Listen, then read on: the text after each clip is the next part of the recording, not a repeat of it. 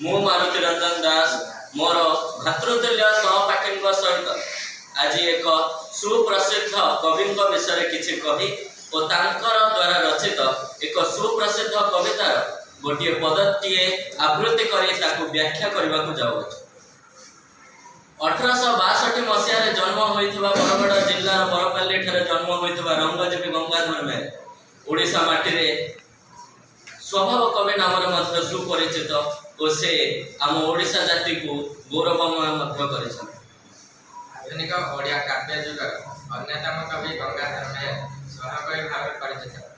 संस्कृत साहित्यर काव्य नाटक अवलंबन ओडिया काव्यान रचना करे से अनेक मौलिकता प्रकाश कर प्रकृति को जीवंत रूप में रूपायित कर गंगाधर मेहेर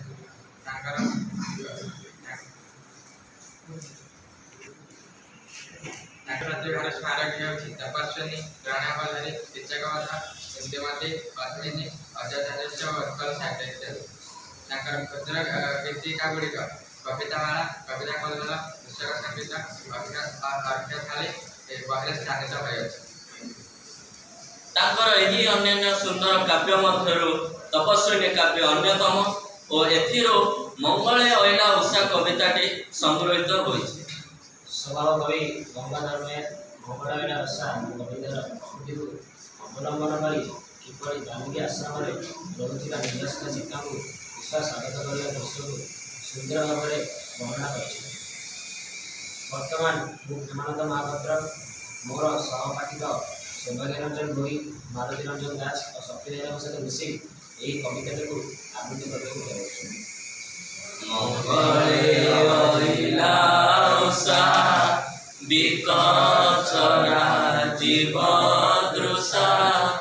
जानकी दर्शन तृषा हृदय बही कर पल्लवे निहार मुक्ता धरी उपहार सतींक बासबाहार प्रांगणे रही कल कंठ कंठे कहिला दर्शन दिय सती राति पाहिला कल कंठ कंठे कहिला दर्शन दिय सती राति पाहिला। एबे मु शक्ति बेला को अनुरोध करछि एही सुंदर पद्धति को व्याख्या करे।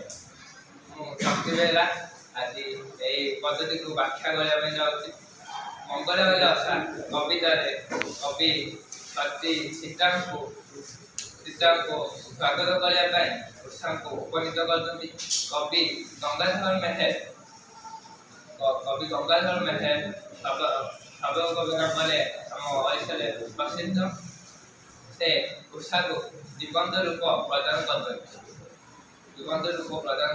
रातिर अवसान पर उषा विगत राजवंश उषा आगमन कर देवी सीता को उपहार देवा निमंते शिशिरबिंदु रूपक मुक्ता धरी से आगमन कर सीता बासबाहार प्रांगण रही से अपेक्षा कर देहरे परिधान कर अरुण कषाय रस और कपिल ग्रंथर कहते दर्शन दिवस राति पाए। हमको धैर्यर सहित शुणा समस्त को धन्यवाद।